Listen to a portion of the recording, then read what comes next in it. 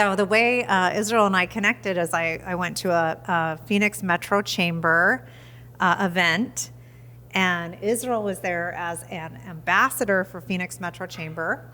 And Jill and Gary and I had just decided to have our first Going Boldly conference. And I meet Israel right away when I walk in the event, and because he's one of the ambassadors, and he gave me his business card, and on the card it said SEO. And I knew a little bit about SEO. I knew that it was a valuable way to promote yourself as a business, but I didn't know a ton about it. But I knew that some people were better at it than others. And the first question I said was, "Are you good at it?" And so we spent a lot of time talking about that. And then on the back of his card, it said that he was a public speaker. So I was looking, kind of trying to be spirit-led about who to invite to speak.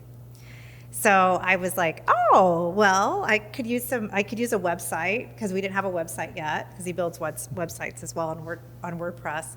And we maybe could use some SEO for the business that I owned at the time, which was assisted living locators. I sold it a couple of months later, but at the time I still knew that the way to connect with people, nowadays, networking or otherwise, a lot of that is through social media or on the internet.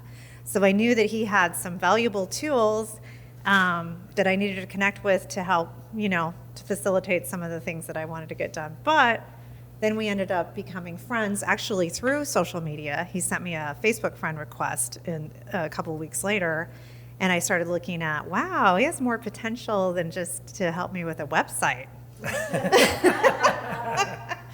So anyway, it's kind of a fun part of our story. But so we basically connected through networking in person, but kept the connection through the power of social media.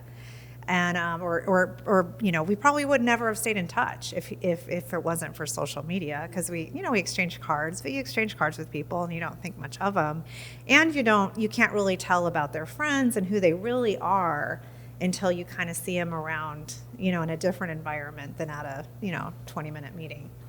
So yeah, we thought today.